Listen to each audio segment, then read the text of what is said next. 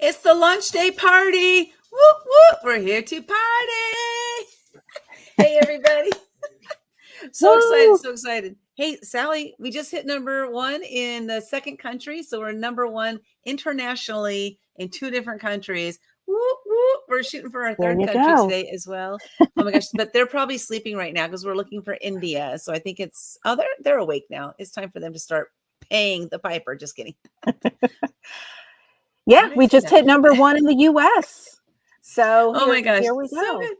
Congratulations, everybody. It's big news for those who didn't see it in the chat. Awesome. We're so glad to have you ladies and gentlemen here today about this book that we're talking about, The Book I Read. Awesome. You don't have them in your hands yet, but you will have them in a couple days. They've been shipped out. The book I read is Stories of Transformation. These are stories from women and men from all over the world who share the story of a book they read that totally transformed their life. And so I want to thank you all for being part of this. It's so fabulous to have you here. I'm going to send it on over to Sally, and she's going to start asking you all some questions. So get ready. Get ready. All right, so I'm just going to go around the room here, and we're just going to chat about the book that you chose to be part of our compilation. So, I'll start with you, Sabrina. Why don't you tell us a little bit about your chapter, what you wrote about, and the book that you chose? I read, the book is Pushing Up People by Art Williams, and I was first introduced to that book through my financial coaching program as a must read. Financial coaching is about educating and teaching, but also about building teams and understanding how to work with people.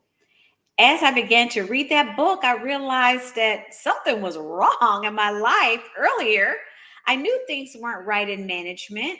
I knew the way people worked and moved about internally in corporate America wasn't right, because let's face it, how many people go through management training in corporate America? You really don't. You grow into a position, you move into it. Nobody really educates you on people skills. You may learn the processes, but people skills. So as I was reading this book, I realized, here's a big transformation in me to understand how to work with people so that they want to work with you, and understanding what a real leader is, developing those skill sets and identifying them in yourself. So it was very transformational. It is really, and you can apply those tools in your personal life as well, but it's really pushing up people is just that, learning how to work with people so that they want to, not that they're instructed to and they feel like they have to. Yeah, I love that. And I love your chapter in the book. And, thank you so much for sharing that. And, that's such a great book to have. And the whole thing is what we can do to help other people.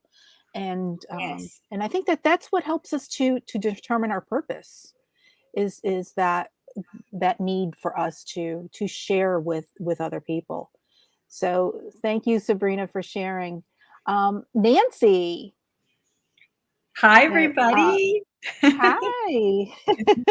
It's great to have you here and to see you again. Nancy was part of our Fearless book, correct? And I was a part of the why don't you tell us Invisible book. Invisible too, right? I've been fortunate to be with you guys on this wonderful trip previously. So perfect. So why don't you tell us a little bit about the book that you chose to be a part of this, and what the transformation was? Yeah, well, I chose Conversations with God, book 1, and here's my original book. It's very worn out and many, many pages, but this book truly, it's by Neil Donald Walsh. It changed my life from a spiritual perspective.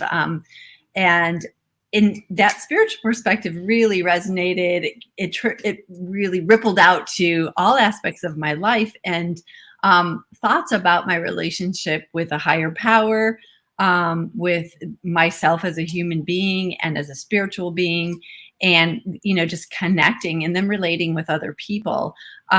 So as I talk about in my chapter, I was raised Catholic, and there was like some specific ideas about the relationship with God that I had questioned and had been curious about. And so finding this book really resonated with me. It felt very much like it was my truth that made sense to me. I think one of the important things about the book is that it isn't like, it doesn't tell you you have to think one way or another way. It just challenges you to think, and then to be listening to yourself and what's resonating for you as your truth. So it was very personal, but it was so nice to be able to write it down and share my experience with the book with everyone and my fellow authors. So I am honored to be part of it and happy to be able to share my experience with the book.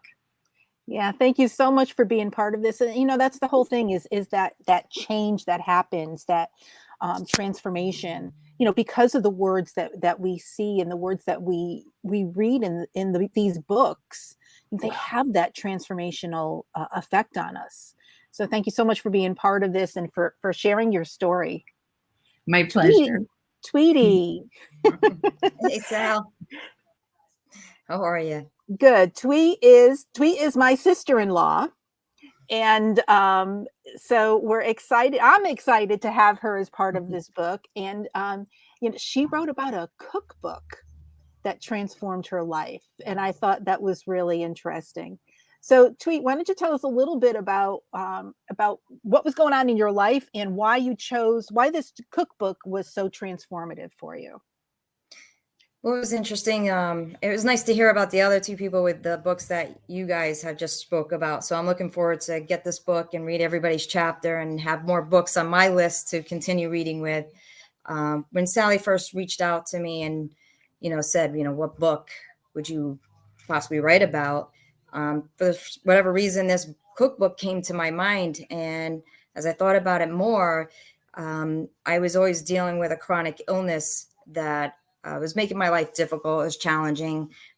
For many years of my life, I didn't know it was a chronic illness until I was already married and I had my kids. And it was just getting a lot more difficult to be able to live a healthy life.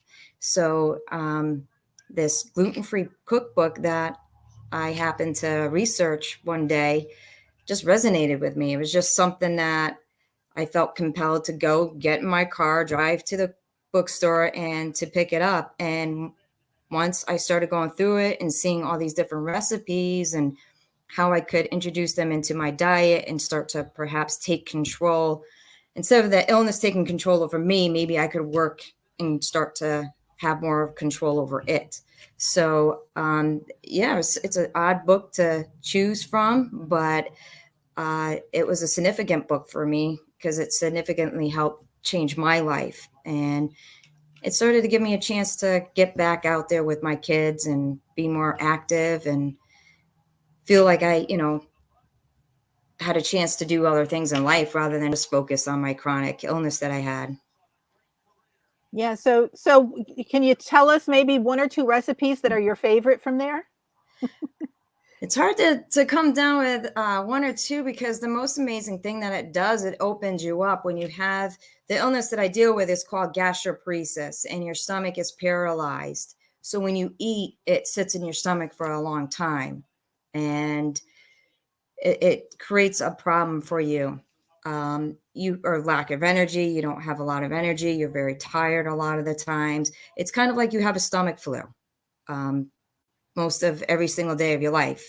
It's just one of those odd feelings and sensations that you go through. So there's no one recipe. There was many recipes because it opened up more of a choice. And I could have a blueberry muffin in the morning and not feel like I was ill from it because gluten is harder to digest. And when you remove it from your diet, it becomes a lot easier to digest. So having a paralysis stomach, it was a wise choice. So most of your dinner choices are gluten-free anyways, unless you're a dipper or, you saturate it with a lot of different sauces.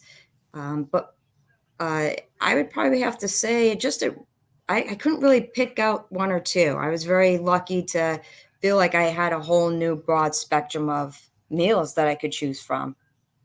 Yeah. Well, thanks so much for being part of this and for writing your chapter. I know, a lot of people I think are going to read that and who have problems are going to read that and hopefully maybe transform their lives too. So thanks for being part of this and for sharing your story. Thank you. Lynette, hi, how are you? We're happy to have you here. Why don't you tell us a little bit about your book and the chapter that you wrote about? Sure. Thank you, Sally. Can you hear me okay? Yeah. Yeah. Okay, fantastic. So the book that I chose was Girl, Stop Apologizing by Rachel Hollis. And it was really speaking to me because in general, one of the things that she says is like women, many times we're afraid of ourselves. We're afraid of our power. But especially for those of us, I think all women, we sort of deal with this issue. But women, especially those of us who are baby boomers, we tend to always be seeking that approval. We're always like fearful of what others are thinking. And I know it resonates with all women, but growing up the way that many of us did, so much need for permission to be a certain way, to think a certain way. And so what this book did for me was allowed me to stop chasing fitting in, because I spent more than 40 years trying to find my place, conforming and contorting myself to fit into all of these situations, into these groups to be accepted. And then it was because acceptance was within me. And that's what it showed me. And then as entrepreneurs, it's very important for us to not be falling into fear patterns that many times women more than men tend to fall in, because we're always looking outside of ourselves for the approval, the feedback that, whether what we're choosing is appropriate or not. And we need to understand that all of that power is within us. We should not be looking outside of ourselves. And so the name of my chapter is Perfectly Imperfect, No Apologies Necessary, because I can't talk about this book without talking about Brene Brown's book about chasing perfection. And that perfection sort of tends to fall into places where people tend to blame and shame. It sort of comes from blame and shame. And so, letting go of perfection as well has been something that has allowed me to transform even further and to be more powerful in the space that I am today.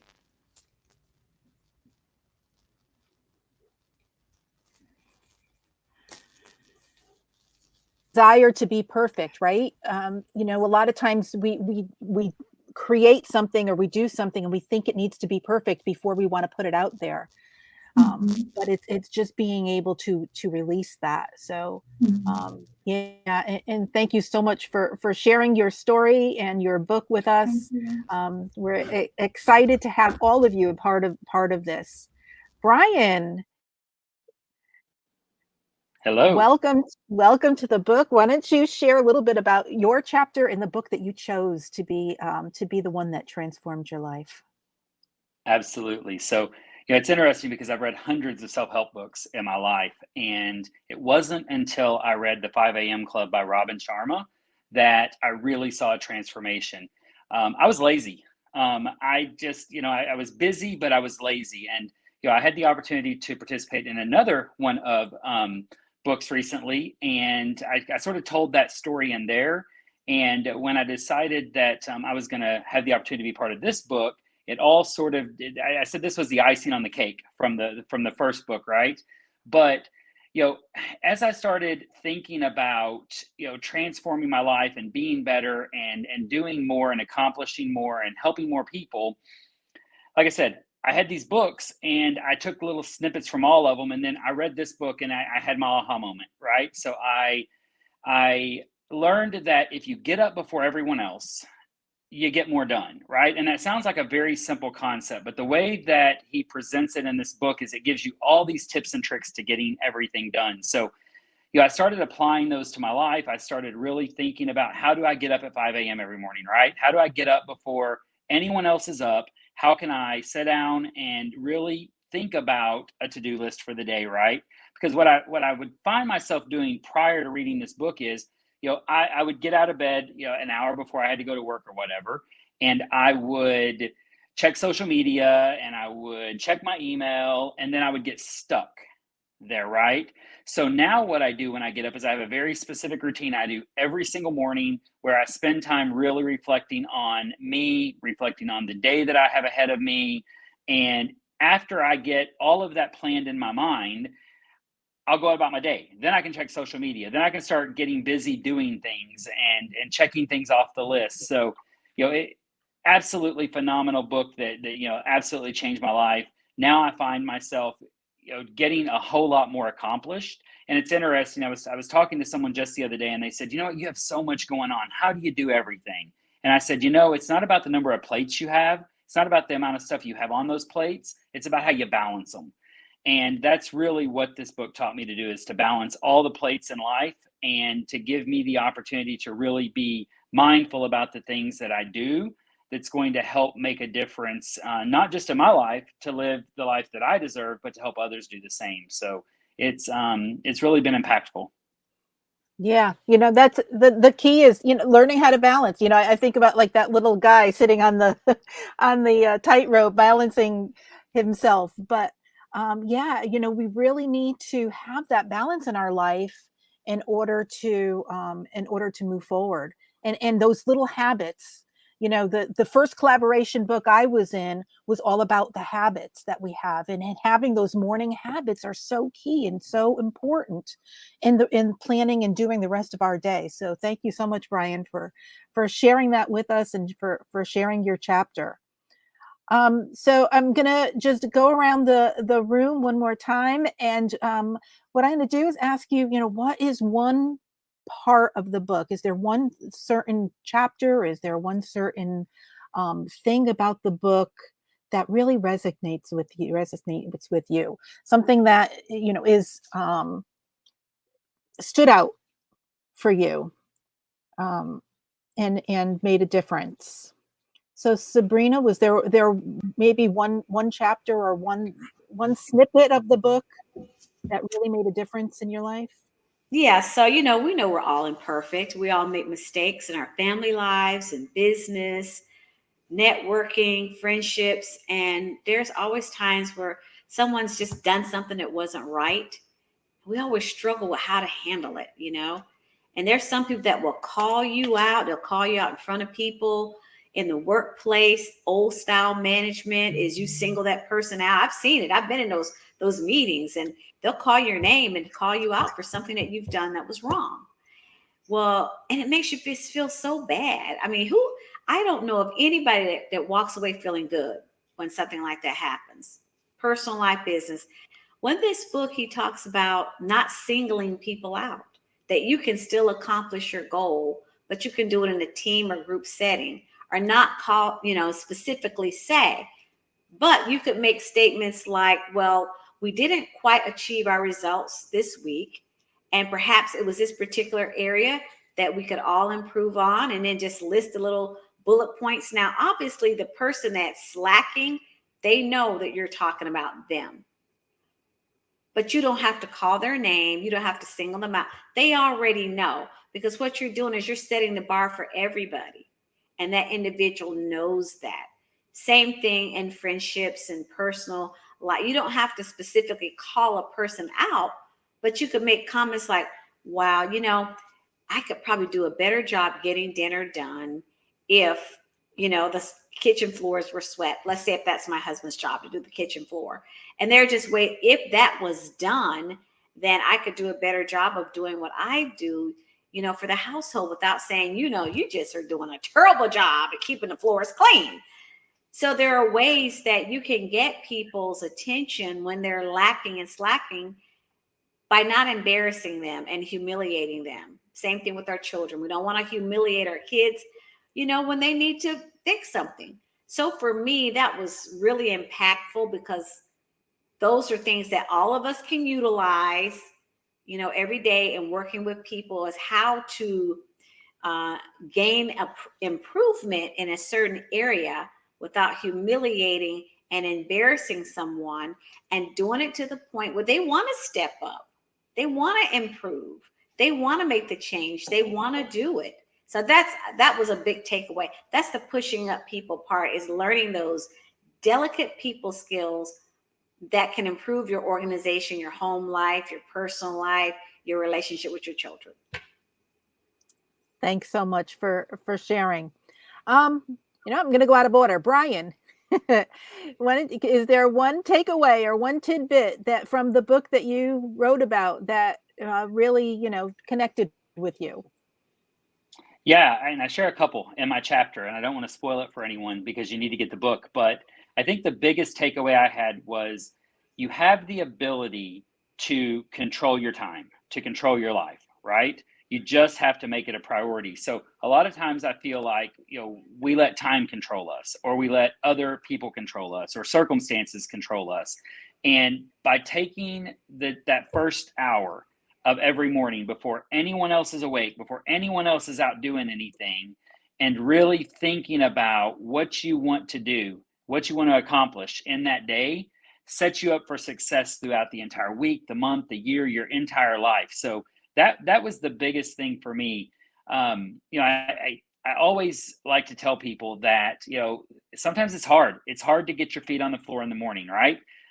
Whether you go to bed early or go to bed late, just putting those 2 feet on the floor. But if you do it and you start creating those routines and habits, then it becomes easier and easier. And that's one of the things he talks about in the book is don't give up. Like, don't let the time control you. You can control the time. So that's probably the biggest takeaway for me. I love it. I love it. Thank you so much for sharing. Lynette, what was the biggest takeaway from your book? So I would say the biggest takeaway from my book was that, as women, we need to stop worrying about what others think about what we are doing or pursuing, and stop invalidating our dreams or our goals because of naysayers. And so we cannot be apologizing for what we want, what we do, and for who we are. And so we just need to embrace ourselves unapologetically and live the life that we are meant to live without the outside influence. And so I would definitely say that is one of the biggest takeaways from the book. And so no more apologizing, ladies. There we go. Thank you so much for sharing. Nancy. Well, I think the biggest thing from my book that I took away was to be brave enough to challenge traditional thinking if it feels off for you, and also to consider not just read things or explore things that validate your thoughts, but to go outside of your box and kind of look at other perspectives to see what other people might be thinking that you maybe feel you're opposed to, that might give you a better understanding from where they're coming from. So you're more compassionate and empathetic, but it also helps to validate what's your truth. So that's the biggest thing I took. Perfect. And Tweet, why don't you share with us what your biggest takeaway or maybe your biggest help with the book was? First of all, I just want to say thank you for having me a part of the group. It was amazing to listen to some of the other people's stories, and I am familiar with some of the other books, and I would agree with them on that. Definitely stop apologizing. That was a great book. I read a lot of self-help books because when dealing with my chronic illness, it was, trying to stay upbeat and try to keep yourself motivated every day when you don't feel you are motivated. You don't have that motivation.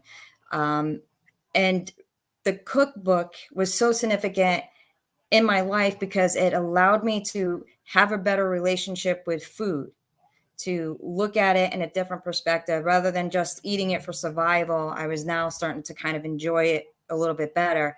And I really wanted to shed light on this disease because there's so many people out there that have it. They look normal. They go to the doctors think that they're normal looking and everybody's feeling fine. And really it's a different story that's really going on inside their body. So, you know, I wanted to give a voice to it. And I hope when people read my chapter, I hope they can take away from it that no matter how chronic something is, don't give up the fight, keep going. Eventually something is going to work out for you. And the cookbook was that thing for me that allowed me to take all those other books that people have mentioned to enlighten you and to try to get you motivated. It kind of started to bring things together for me again. And having a better relationship with food was really the key for me.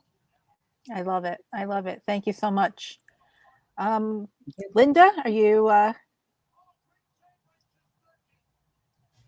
There you are. Okay, I have an announcement. Okay. Oh, shoot, it's not showing up right. Dang it. Wait, hold on. Let's see. Oh, okay, I can show half here and I can show half here.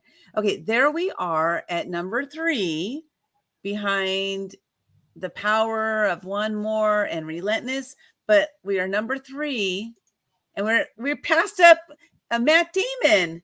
Yay! That's so cool. He's got star power, ladies and gentlemen. So do we. That's how we passed him up. So I was in the back, just like running all these things, trying to see, where are we ranking and stuff. We're like number 3 and 4 in the UK. We finally hit rankings in the UK because the purchases that were made, how it happens is you make a purchase and then you got to wait for Amazon to catch up. So the purchases that were made finally caught up in the UK rankings. So we're number 3 and number 4 in different categories, and looking forward to seeing what's happening. Oh my gosh, this is so exciting. I love it. I want, let's get that number 1 in that third country because we're in the US and Canada. Yeah. And then India's kind of dropping off, but they're sleeping right now. So we'll wait till they wake up. They can help us out again. Hit that number 1. That's right. We got to wake you guys up. This has been such a blast. Thank you all so much for being part of this, sharing your journey in the book I read. And, for those who don't know how this story came about, I'll just share a brief just a brief story of it is that my husband is a musician. He and I are musicians, and he was listening to a song by the Talking Heads, a group from the 1970s. And the song is called The Book I Read. And he just said, you should write a book called The Book I Read. So I was like, oh, I like the idea. So here we are today launching it. That was only like 3 months ago. So here's the thing is you have an idea. What are you doing with it? You get off your assets. Like Sharon Lecter says, get off your assets and move and do something with it. You have an idea. You want to put it out there. You want to share your story with the world, but how are you going to do it? Join us in one of our books because it's going to be a lot of fun. Trust me. And look at that, hitting that number 1 international best-selling author. How did that feel, everybody? How did that feel? Go ahead and unmute yourself. I got to hear what Lynette's doing back there. Awesome. So fun. So get your copy of this book, The Book I Read, at thebookireadbook.com, thebookireadbook.com. And you'll help us hit those number 1 in those other countries. It's going to be a lot of fun. And we really appreciate everybody for being part of this. And I want to thank you all for being here, for sharing your stories, for opening your hearts. And I know sometimes when you share these stories, it can be a little emotional. So thank you for making it through that emotion to put your stories out there into the world to make the impact that you're here to make. So one final word from each of you, literally one word. Okay. It's not like one word that's a long word, but one word for our audience. I'm going to start with you, Tweety. It's one word for our audience to walk away with. Put me on a spot here. Let's put Lynette on the spot then. I think thankfulness. Thankfulness. There we go. I love it. Thankfulness. Lynette, one word. Wow. I was going to move to appreciation. Appreciation. Thankfulness, appreciation. And Nancy? Curiosity. Curiosity. Yeah, curiosity is it. I used to be called nosy, but I say, no, I'm curious. I'm not nosy. Sabrina? Inspiration. So Sally, I see you're writing the words down. Awesome. Yeah. Brian? Can I use a hashtag? Go ahead. I would do hashtag live awesome 2. The number 2. Hashtag number 2. live awesome, the number 2. Okay, Sally, what are our words today? All right. So we have thankful, appreciation, curious, inspiration, and live awesome too. Woo! Awesome. Oh, no, hashtag live awesome too. Hashtag live awesome. Sally, what's your word? Go for it. I don't know, that's 3 words. Okay, if you put a hashtag in front of it, it's 1 word. Hashtag number 1. How's that? There we go. And my word, I'm going to choose a different word than last time because last time was supercalifragilisticexpialidocious. So this time my word is expansion. Expansion. Awesome. Thank you all for being here today. We're going to bring our next guest up, and congratulations for being a #1 international best-selling author. Woo! No one can ever take that away from you. Not this moment either. Exactly. And we're going to have our after party, so make sure you come and attend that. This is just for the authors though, so attend our after party. We'll get that link out to you. See you guys later. Bye. Bye.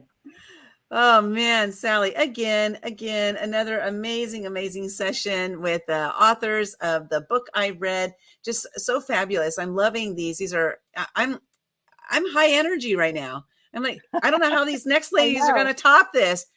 You guys got your work cut out for you. I see you down there in the lobby. You're hanging out, just like smoking a joint and having a beer. Just kidding. I had to make Paige laugh. I see her down there. I'm just kidding. They're not really doing that. Okay. They are not doing that. But I don't know, maybe they are. Let's go to a real quick commercial break so I can compose myself in 30 seconds. Here goes. Let's do that.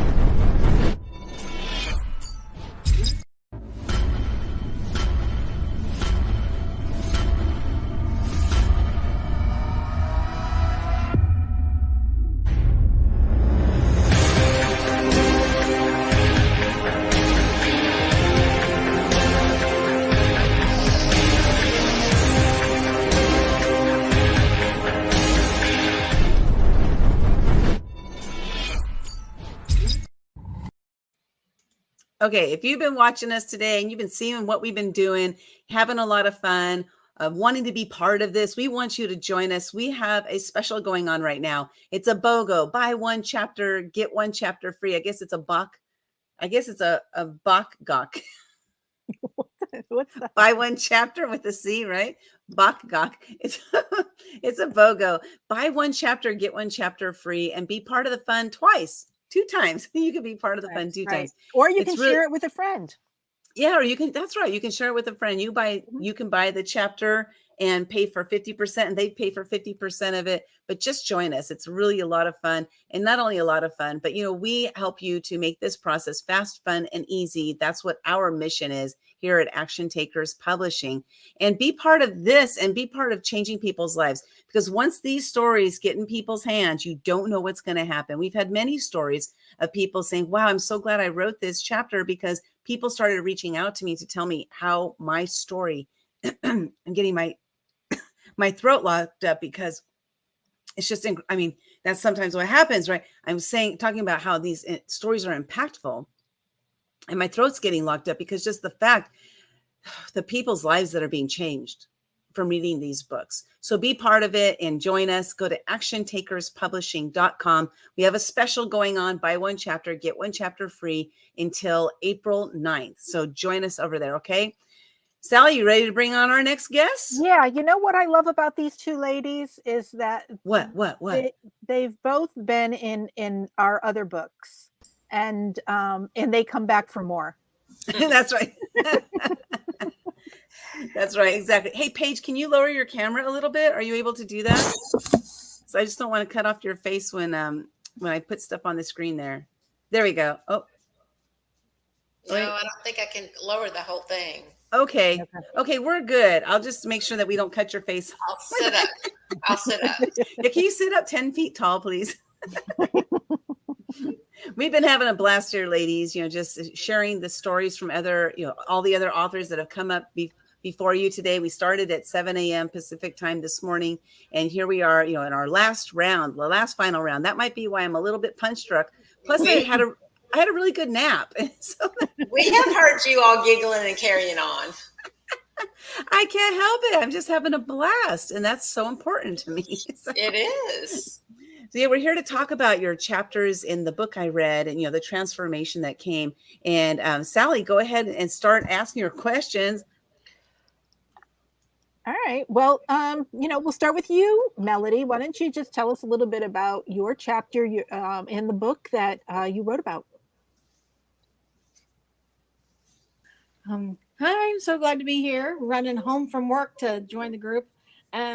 See, my chapter was about the book, children's book, Dr. Seuss's "Oh, the Places You'll Go," and I've never been a big reader, but every time I got to thinking about what book I was going to write about, this always came back to me because it was it really made an impact in me.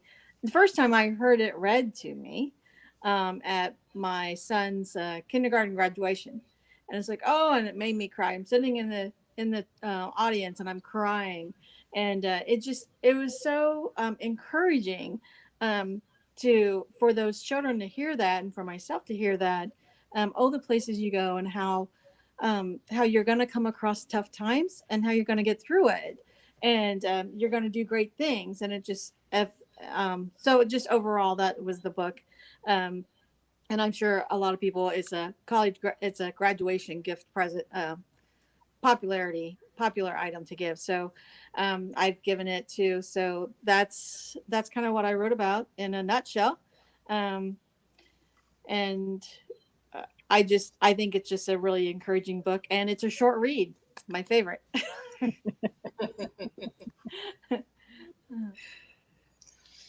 All right, Paige, why don't you tell us a little bit about your chapter in the book that you wrote about? Okay, my chapter was about a book, and this book has so many layers. And I think that anybody who reads this is going to be absolutely fascinated.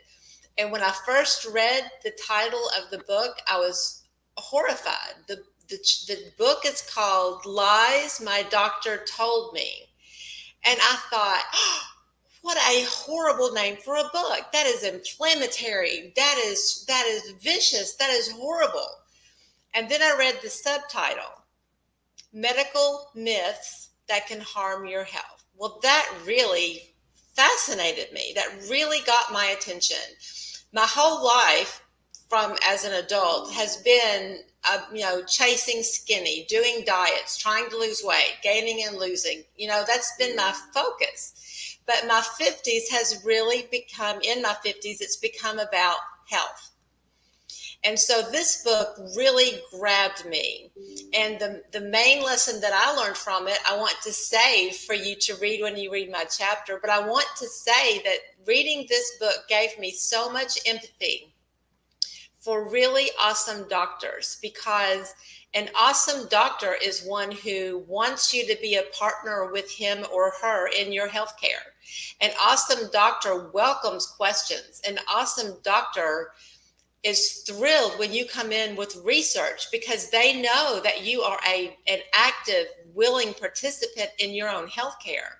And when you think of all of the uphill battles they've faced to be able to do that, they've got families of their own. They've got their business practices. They've got the grueling hours that we all know doctors deal with. And that leaves virtually no time for doing research on all of the latest medical information and conclusions and research results coming out in all different fields on an exponential basis. And then there's the fact that they're responsible for looking for quality research, because we all know that all research is not quality research. There's research that's biased. There's research that's paid for by big pharma or the food industries. And so they have such an uphill battle. I came away with such great respect for really awesome doctors by reading this book. Wow, that's great. So thanks, Paige, so much for sharing that and for sharing your chapter in the book. We're just so happy to have you and Melody and all of our authors who contributed. Well, I have a question Go ahead. for Melody, because Melody, you chose a book that is a children's book. First of all, I didn't know that this was a gift that's given to your graduating college students. So that's very interesting. I'll have to go back and look at it because I probably was read it. It was probably read to me when I was a child, and I have not picked it up since then. So thank you for that. You know, just having that idea of that. So what was it about that book in particular what was it? If that book had been read to you maybe say a week earlier or a month earlier or a different time in your life. Hi, Hanky. Hank the He cat. has to join the Zoom. He's a star. He's a star. But that book, you know, there was something about it that just hit you in that moment. And here you were tearing up, right? Or crying when this book was being read. And so what was it what do you believe was going on in your life at that time that it had that sort of impact on you? Do you have any idea? Well, I mean, some of it, of course, is the obvious. My oldest son was graduating from kindergarten, which is a, huge deal. He's like not a little baby anymore. He's going off to elementary school. And so, so the emotions are kind of up anyway, but it's just as a child growing up, I did not have that kind of encouragement, at least from my parents. And, I really have only one person that comes to mind to me that was very influential, and he came in later in my life as far as in high school, and was telling me that I can do anything I want to do. And I sort of believed him because I went and did some things, but the world is big and it's scary, and without that support, it's hard to be really confident all the time. And so I just thought it was really great as far as you hear these children, they're like 5 and 6 years old, and they're already getting fed this information that they can be great. They can do anything if whatever they set their mind to. And just as a mom, I wanted to give them something, my kids, and in any other child that I come in contact with, that encouragement. And a lot of it was just of because I didn't have that. And I wanted them to have an easier way. I wanted them to feel more confident about them and their skills. And so that's just as far as where I was going, and just kind of set the tone for me as a parent, how I wanted to encourage my children. I love that. And thanks for sharing that. Because I was, sitting here just imagining, like, what is it that, about a children's book that would make somebody, tear up, or, you get that emotional. And so thank you so much for sharing that. And so Paige, I'm curious for you. So you were mortified by the title, but it still drew you in. Okay. So were you, when you first saw it, because that's kind of like that shock and awe, right? In marketing, it's called a shock and awe, where you just shock everybody, and then they gotta look at the accident as they're driving down the freeway, the rubberneckers, right? And so what was it about it that shock that made you look at that subtitle? Or was it kind of like your brain? Do you believe that your brain saw both at the same time, and then you had this shock to curiosity? What was it about that title? Well, the shock came with the actual title, Lies My Doctor Told Me. And the reason for that is because I was born in the hills of southeastern Kentucky, in a very poverty-stricken rural area. And in that area of the state, here is God, and just barely below are doctors. Because in that area, doctors are the most educated professional around. And doctors are revered above any other profession. My parents wouldn't go to the doctor unless they were wearing their Sunday finest to the day they passed away. That was their attitude. And that's kind of the attitude that I grew up with in my home.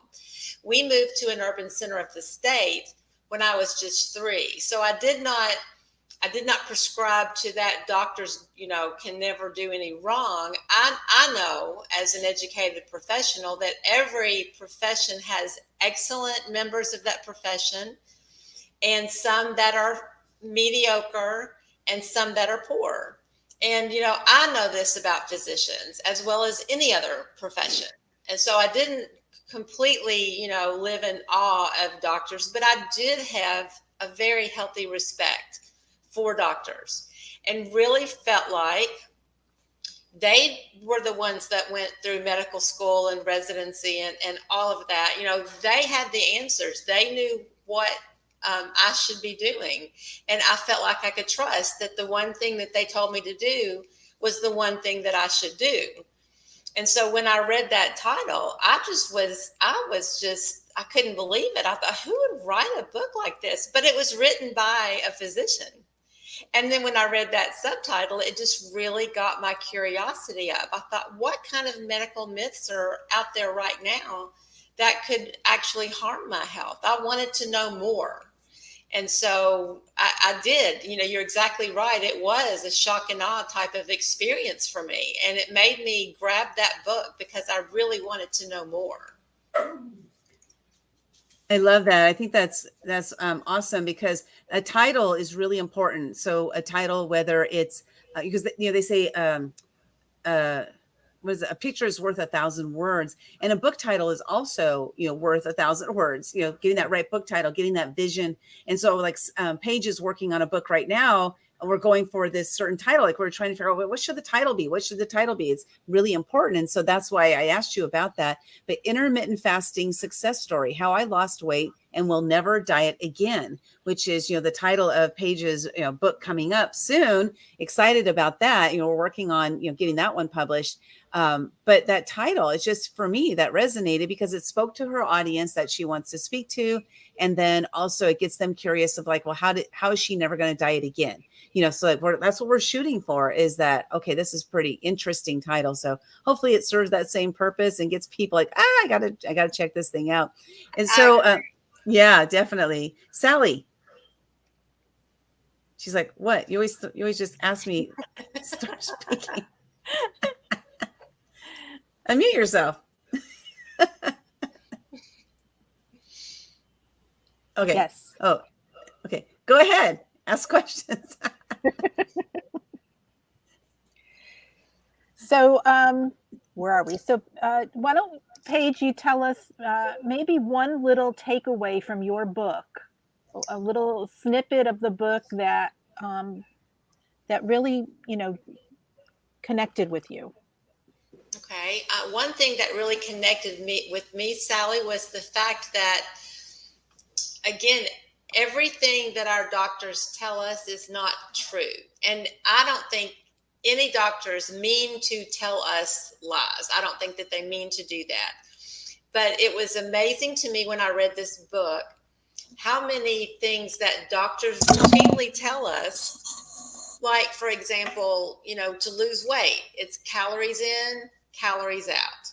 That is old information based on old, outdated research. But we can't deny that so many of our physicians tell us that that's exactly what we need to do to lose weight. And so that's just one example.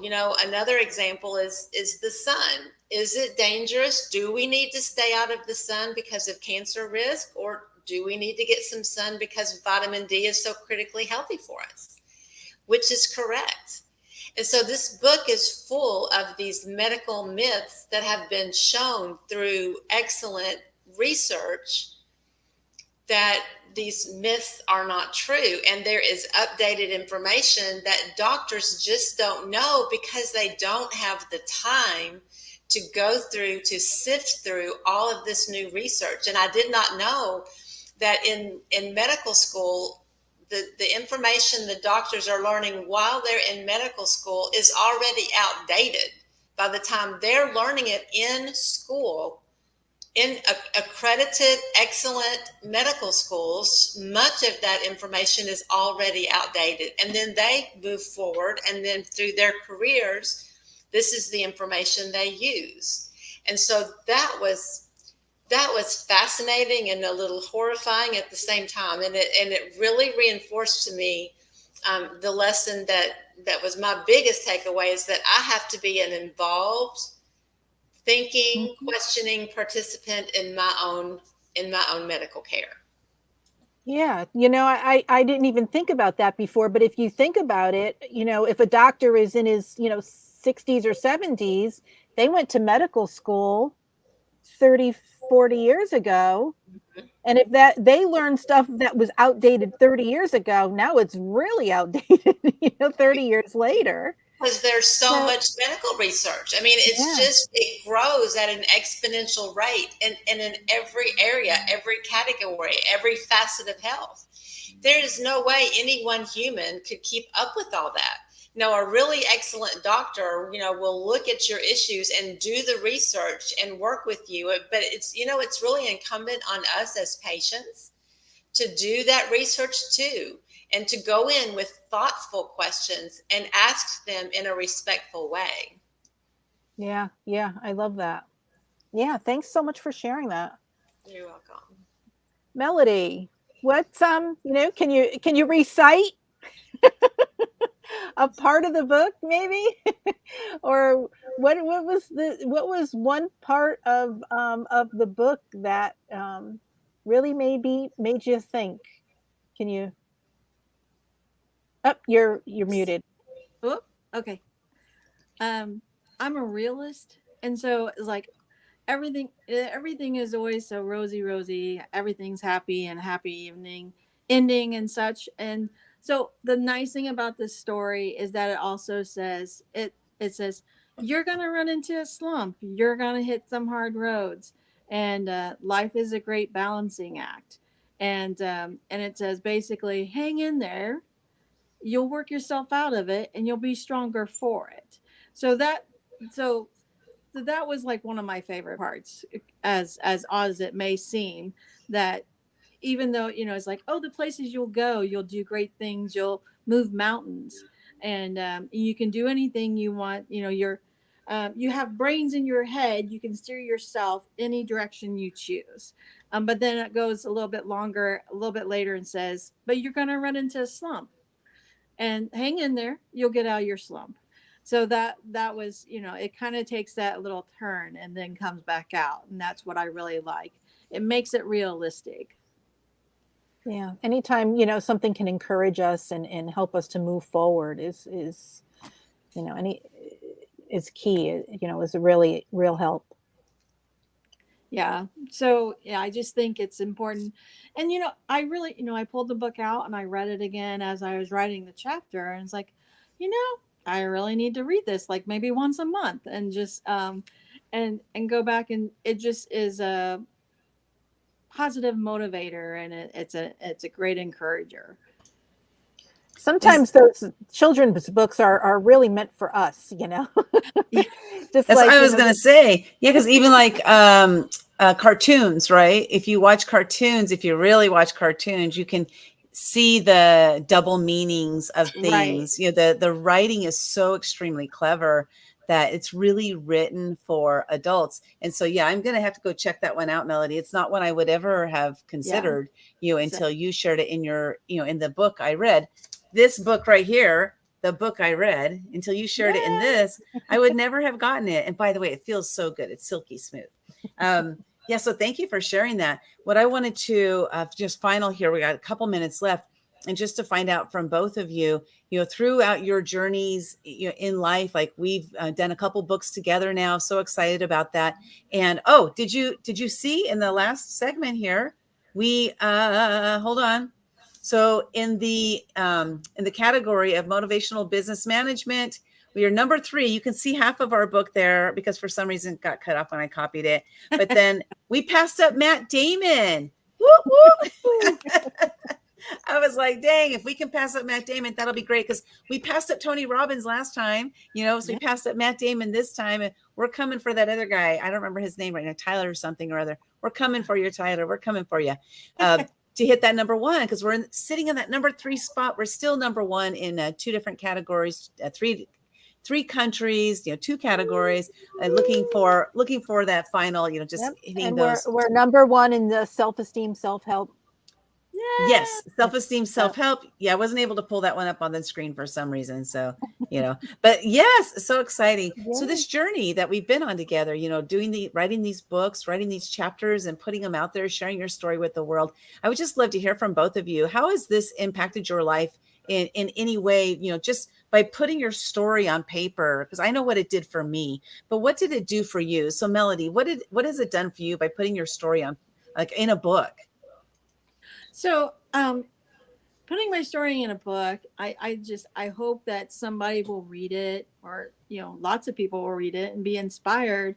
And it also was just a reminder to me of, look how far I've gone, look how far I've come, and it really came at a time when I really needed that boost.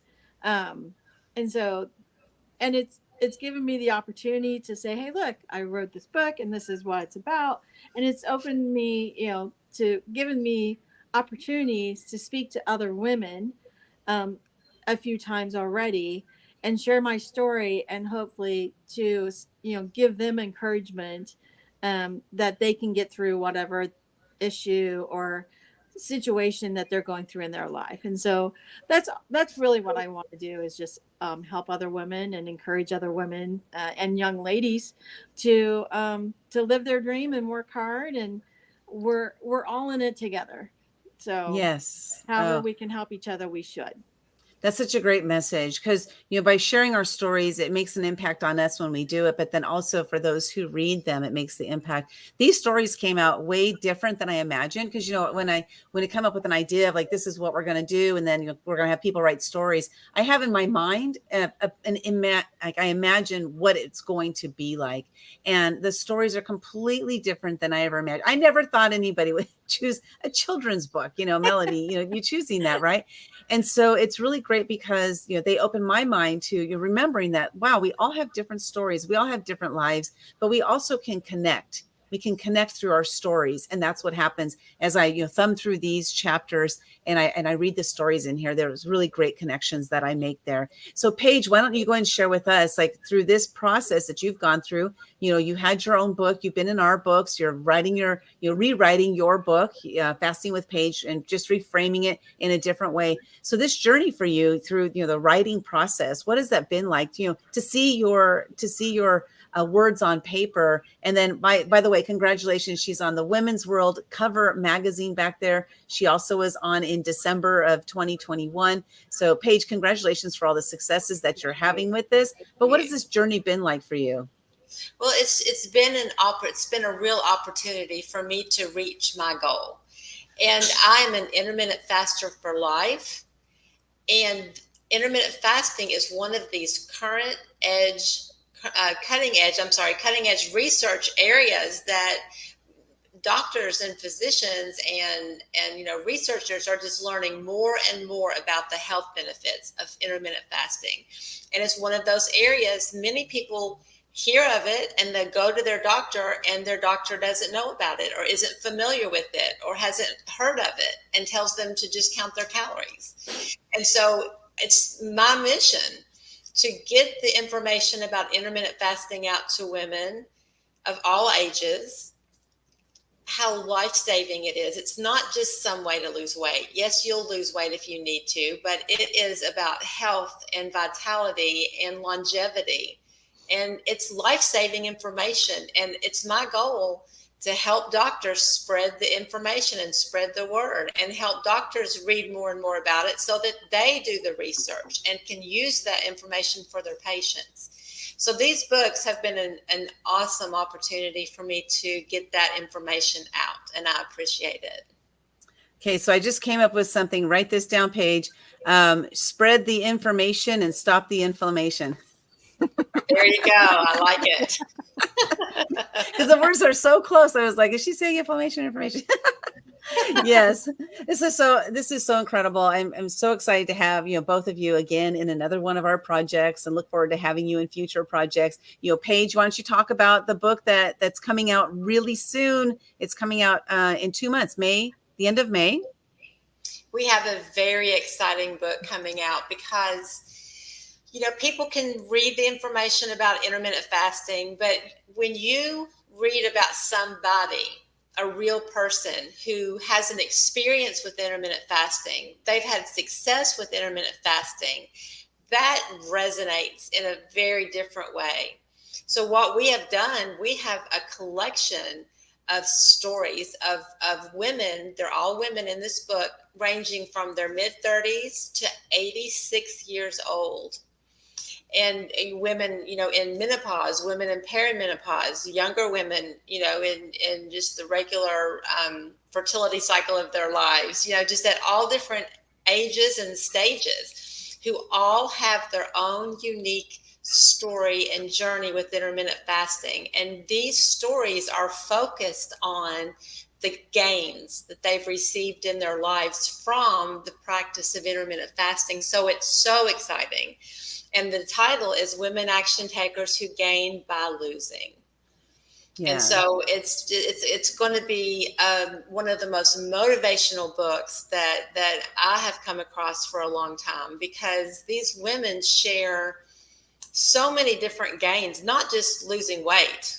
Losing weight is great, and many of them have lost a lot of weight, but they have gained. I want you to get this book and read it to see about all of the gains they've had in their life because of intermittent fasting. Yeah, it really is great stories. Those stories are coming in. That book is being launched May 31st of this year. So looking forward to putting that one out there. That'll be Action Takers Publishing's third book, but we have another one that might be released in April. We're shooting for that. Paige's book, right, Paige? We're shooting for that. So we're looking forward to you sharing that book as well. Women Action Takers Who Gain by Losing. Thank you, ladies, so much for being part of this. The book I read, you can get a copy of the book I read at thebookireadbook.com, thebookireadbook.com. You can see it down there. It's an incredible book, compilation of stories of men and women from all over the world sharing their stories of a book that they read that totally transformed their life. It's the story of the transformation that they received. It's not a book report. It's not it's not a book review or anything like that. So go ahead and get that book at thebookireadbook.com. We're international #1 best-selling authors. Woo, woo. I love it. I love it. Good times. Let's keep going. Hey, Paige, reach your hands. Put your hands like this, and I'll put mine up there. Oh, there you go. High five. I'll put yours down. Here, put yours. Okay. You're not gonna play along. Okay, it's all good. Okay, here we go. So, ladies, we'll see you later, and we're gonna bring up our next guest. Thanks so much for being here, being part of this journey with us. Really, really enjoy it. Thank you. Thank you. See you in a bit. Oh my gosh. Okay, Sally, we're rounding it up. We're getting to our final interviews of the day. Super excited to bring up our next guest. We have one who we're still waiting on, but that's okay. We're going to bring the other ones up in just 30 seconds.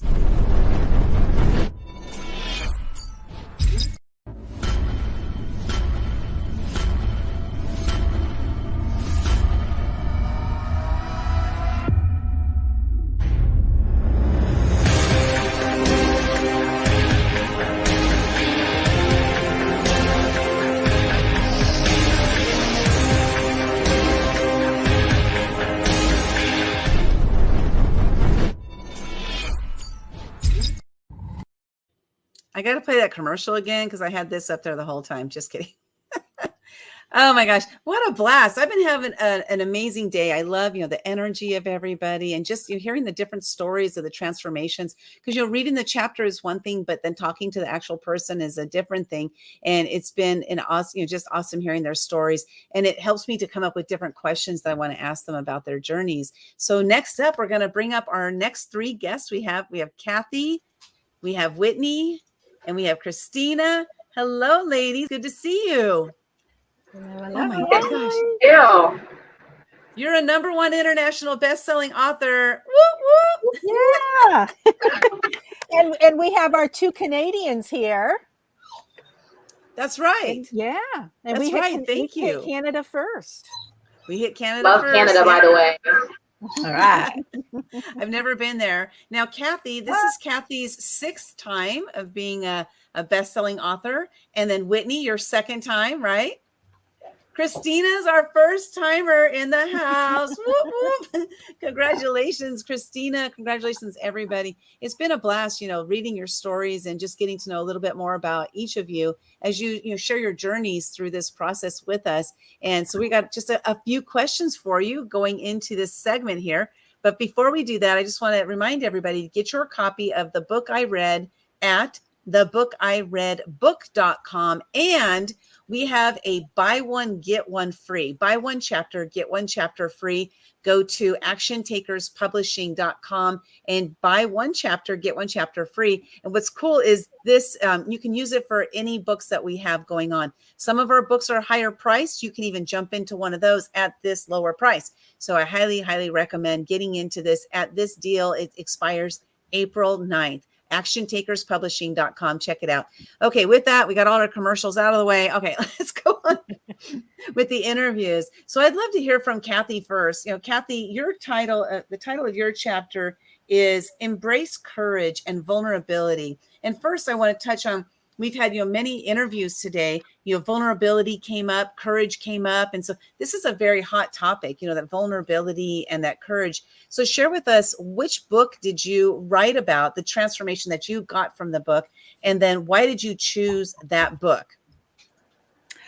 Well, my author of choice is Brene Brown that I go to. And so it was very hard to pick which one of her books was the one that I felt actually had the most impact, because they've all had so much. The one I chose for this book was the Rising Strong.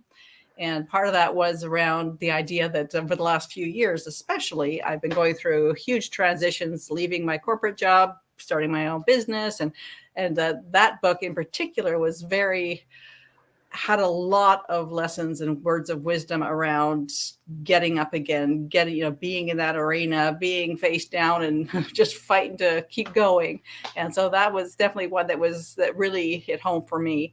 And this whole idea around courage and vulnerability, I think for those of us that are doing that whole process of becoming entrepreneurs and setting out on our own, that it's a huge part of it is getting to the point that we recognize that we have to face courage and just keep at those things that scare the crap out of us.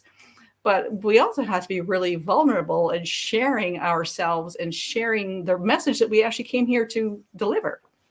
And for a lot of us, that's what holds us back from really jumping into big success right away, is that fear of actually showing who we are. And especially these days here on the internet, where these videos can be anywhere forever and ever and ever. It's not the same as standing on stage. And you can stand on stage in front of 500 people, but as soon as you're off the stage, it was over. Whereas now it just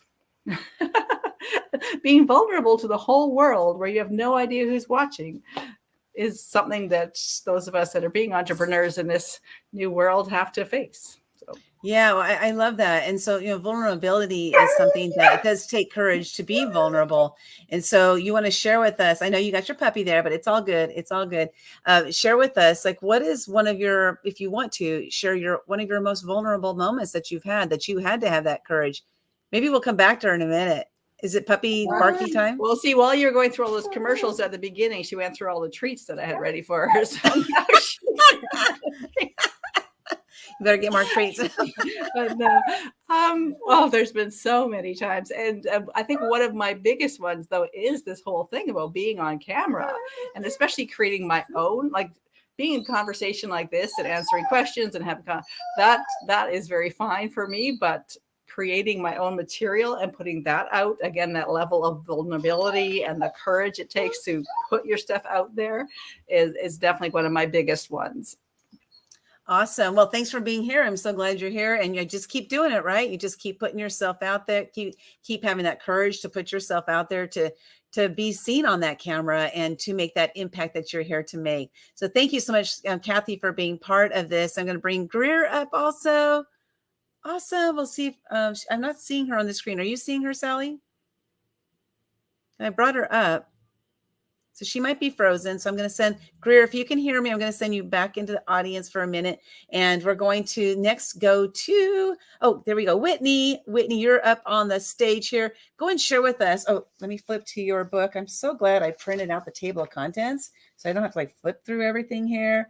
We got Pride Could Have Crippled My Life. Pride Could Have Crippled My Life. First of all, why that title? And then what's the book that you chose to write about and the transformation that you got from that book? Well, if I'm going to be honest with you, Pride did, because I really had to reset my mindset and my thinking about even reading a book. I'm not a big book reader in the first place. And so I didn't pick one, I picked two, but the two go hand in hand together.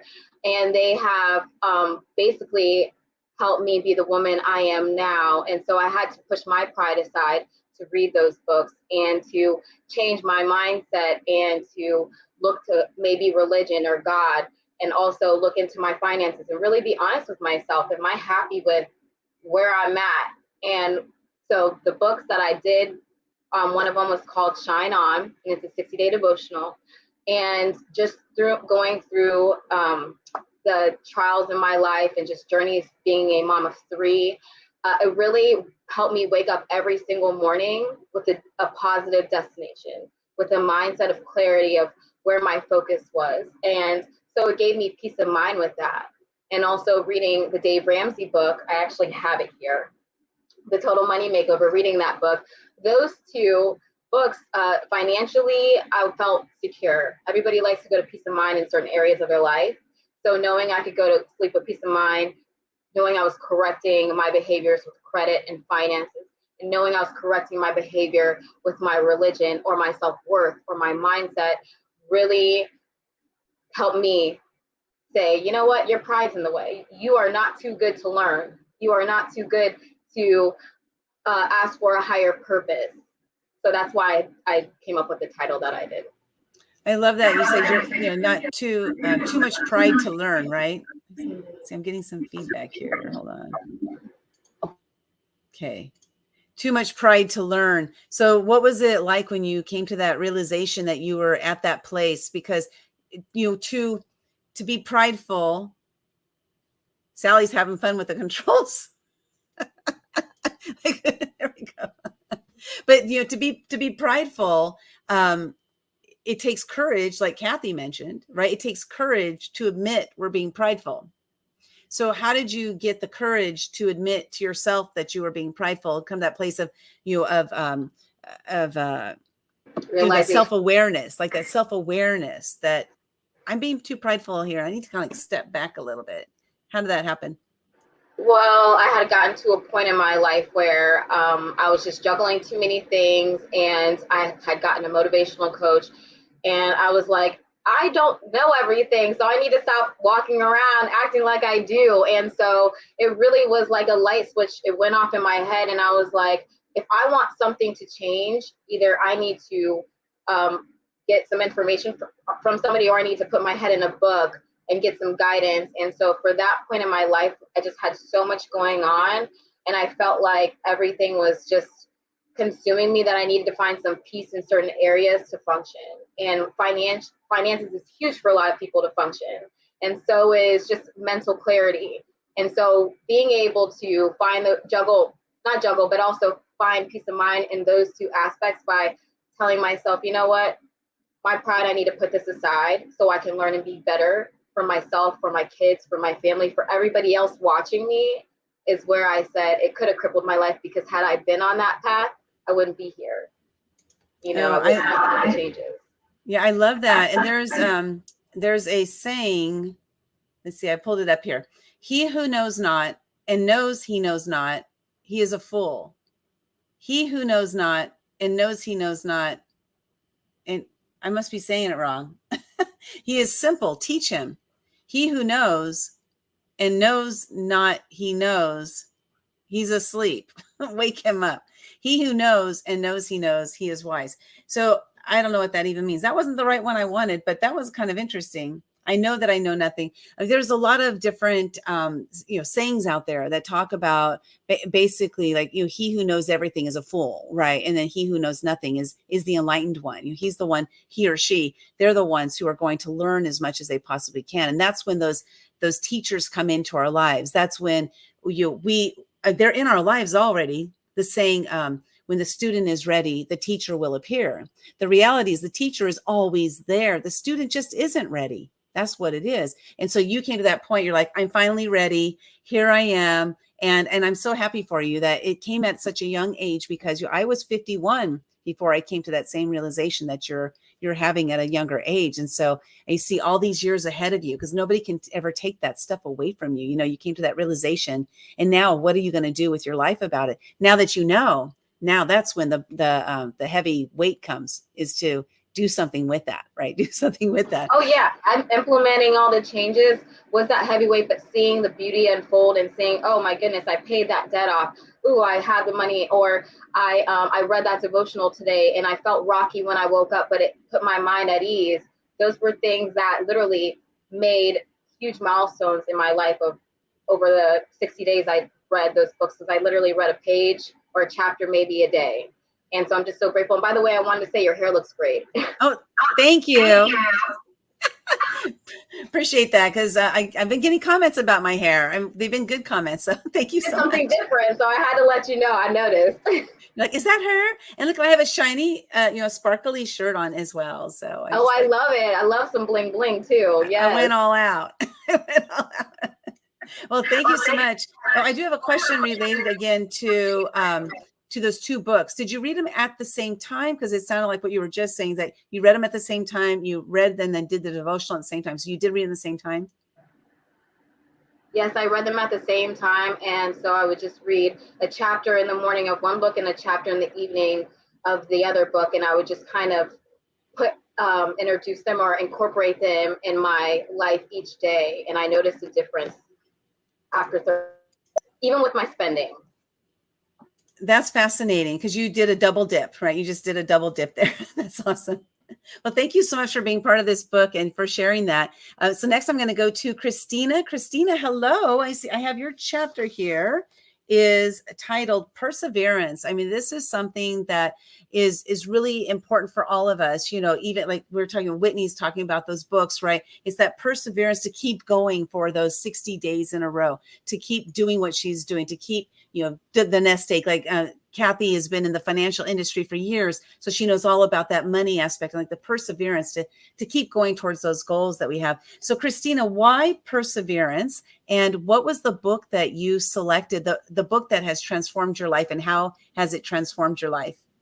I picked The Sun Does Shine, and it is a story on perseverance, that like no matter what you're going through, just keep pushing through. And have you had a time in your life where you didn't feel like pushing through, but you just went ahead and went through with it because like you realized that there was going to be a greater result on the other side if you kept going? I had lost lots of people in our family in a short period of time. I was having health issues and my heart was failing. I had died a few times. Wow. And been revived while I was waiting for heart surgery. So there was many times. Yeah. Oh, wow. Yeah, that's it. And it also helped me kind of give me the strength to strengthen my relationship with God and let go of things, because you can't control everything. Like there's some things you just can't control. I couldn't control while I was waiting for my heart surgery. So some things you just gotta let go and take control of what you can control. And I took control of my healing journey.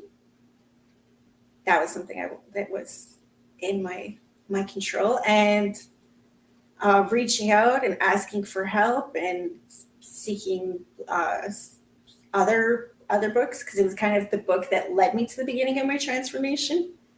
I found a mentor, Sally, and I'm still a healing journey. But Yeah, I like love we're it. always on that journey, right? There's always going to be that journey. So there was something you mentioned there that made me think about what Whitney talked about, with the pride. And so when it came to that time where you had to ask for help, what was that like? Is that something you were accustomed to, or is that something that you had to learn how to ask for help? Definitely something to learn to ask for help. I definitely kind of just always tried to do everything on my own, which then leads to your like burnout. Yeah, and you're definitely. feeling overwhelmed, and then just slowly started reaching out. Well, first of all, I'm glad that you made it through those. I had never met anybody that experienced, you said you died and came back. Oh my gosh, did you see the white light, or what do you remember anything that happened, or what did that feel? What was that like? There was so many different times. Coming back was more fearful because it was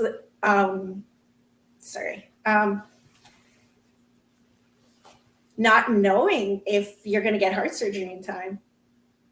If the next time that you flatline, are you going to get up? It was fearful going places. Like, am I going to flatline at the grocery store? Because that happened to me once. I'm, scared to go to sleep. Like, I don't want to go to sleep at night. Like, am I going to wake up tomorrow and be here for my kids? So I was definitely conquering through a lot of fears. Because it was definitely recurring. You never knew. When I was visiting a family member at the hospital, and I flatlined at the hospital. Thankfully, it was at a hospital. Oh my gosh. And so now, how are you doing now? Like, you had that heart transplant and everything's fine. How's everything? Yeah, I got a pacemaker, and now my heart's beating regularly with help. And that, I think that too is a transformation, because it makes you like reevaluate your whole entire life. Like, what if today's my last day? Why am I worrying about the things that I can't control or don't need to be worrying about? Like, is this important? It just makes you rethink everything and all of your experiences in life on what is important and what to focus on. And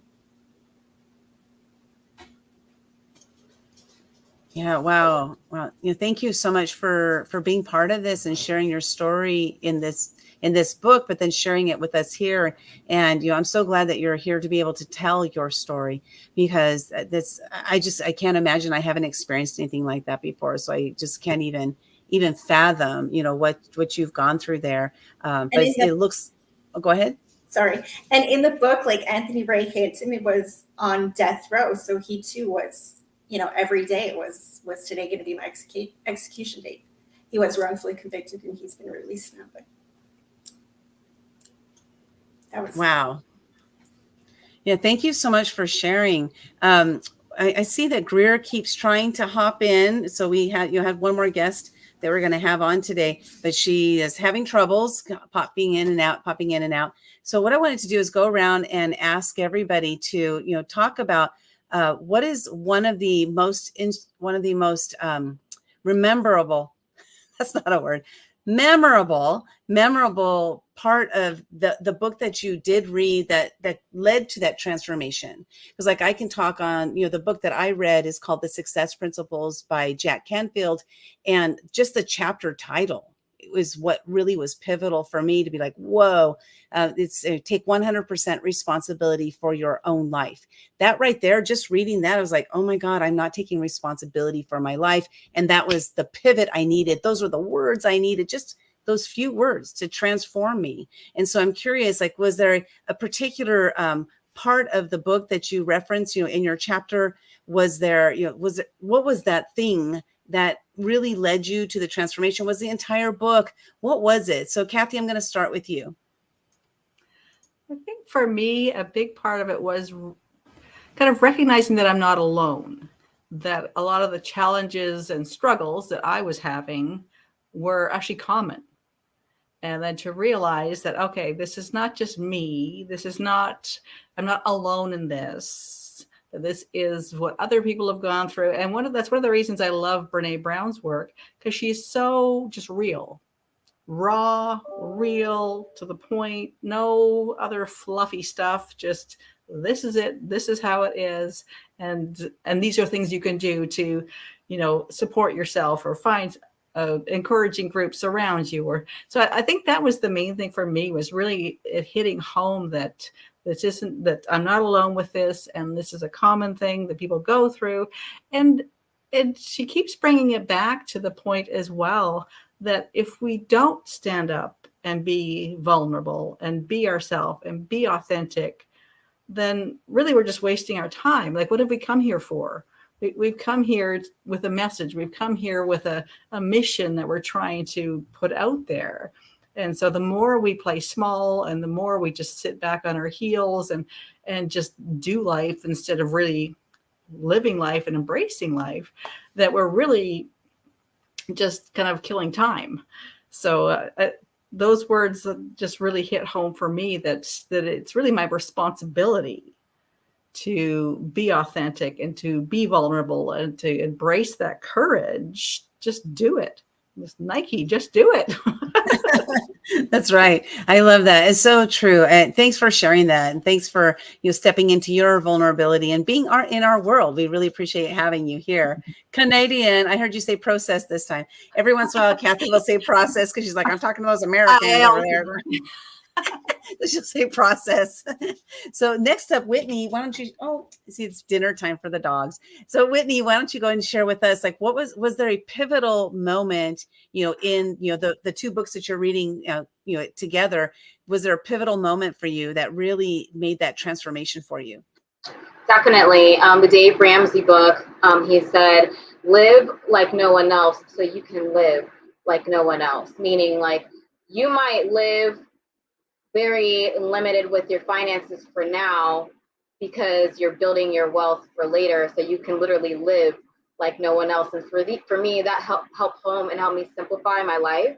And also the Shine On book that I read by Genesis Hay Keurig, she speaks about beauty and living up to the social norm and standards. And so she really helped me to shine on with my true potential outside of skin and beauty deep. And that she let me know through the book, through the devotional, that if I'm interested in religion, God's going to love me, and that I don't have to be glamorous every day. There's more to that, but it's okay with balance. It's okay. You don't have to follow society. You don't have to, just because 100 people, 1 million people want to be glammed up. If you show up as yourself and you are who you are, then that's what matters. And so that really helped ground my mindset to not live for others and live for myself and my family. Oh, that's so good, because there's so much pressure, right? There's so much pressure to be like everybody else, the normal or whatever that means. Who wants to be more normal? That's boring. Normal. And there's so much pressure. Isn't that the truth? Just with our kids too. So I really wanted to set an example and break the cycle of those insecurities as I'm being a role model for 3 girls. Yeah. Well, you are momming it like a boss, girl. Thank you. And Christina, was there a pivotal moment in your book that was really that wow, this is going to transform my life? This is it. This is it.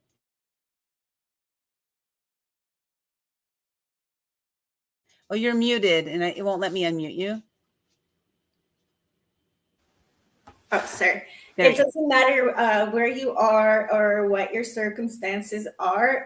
Just keep pushing through it. Life is too short to get stuck or be stagnant on anything. Mental, emotional, like whatever you're dealing with. That is so good. I love it. We're out of time because we got a launch party to go to, right, Sally? Yeah, I have the room open. There's already a couple people in there. So okay, and Mason wants to join too. Mason is having a great time today. Mason will come. We'll introduce Mason to Hank. And Hank, yes, her cat. Well, I want to thank you ladies so much for being, on this journey with us. Before we head out, I would love for you to share one word, just literally one word for our audience. Like, what is a word you want them to walk away with? I'll start with Whitney. Courage. Courage. Yes. Christina, one word. Perseverance. You got that from your title. Yeah. Go ahead. Kathy? Well, Whitney took my word, so now I'm going to use tenacity. There we go. That's You my got to use favorite. them. It's What about hashtag triumph? I'll add triumph. Triumph, that's a good word too. So hashtag inspired tenacity is one word. So we talked about that earlier. If you have a hashtag in front of it, your 4 words is actually one word because it's got a hashtag. So All right.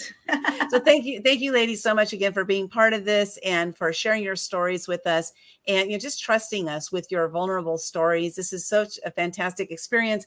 And the book I read, you can get your copy at thebookireadbook.com. Your copies are in the mail if you ordered your copies. So and if you haven't, order your copy now because we're shooting for that #1 status in one more country. We're going to hit it. I already know it. I can feel it deep down inside of my bones. So thanks so much for being part of this. And we'll see you ladies at the after party. Yes. Oh, Sally. Woo, what a great day. Oh, this is so that was fantastic. so much fun. I love this stuff. It really, really, it just suits me. I think that's the best thing to say is that it just suits me. And so the book I read, you can get your copy again at thebookireadbook.com. And we look forward to hearing about your transformation. I'm thinking I'm going to announce it right now. Sally, I'm going to announce it to you right now. We're going to do another series of this book because it has been so amazing. Just such great stories and hearing all the different types of books that people have. We've had other people reach out to say that they've had a book that has transformed their life as well. So why not? Let's just do what would it be called? Not a second edition, but volume 2. We're going to do volume 2 of the book I read, and maybe we'll do a volume 50. Who knows? We'll just keep going with the book I read. There you go. We'll just do it different colors or we'll come up with something different. We'll do something a little bit different. Yeah, it's going to be fun though. So I look forward to having you inside of that book, the book I read, volume 2. This is Sally's first time of hearing it too. And she's going to be like, what are we doing? But it's all good. It's all good. So Sally, we will head on over to our after party. And everybody, thank you so much for being here, being part of this experience with us. We've had a blast, and I hope you've had a blast as well. Getting to know the authors in this book, the book I read. It's stories of transformation. It's really an incredible book, incredible stories. And we look forward to seeing you in one of our future books. Have a great day now. Bye.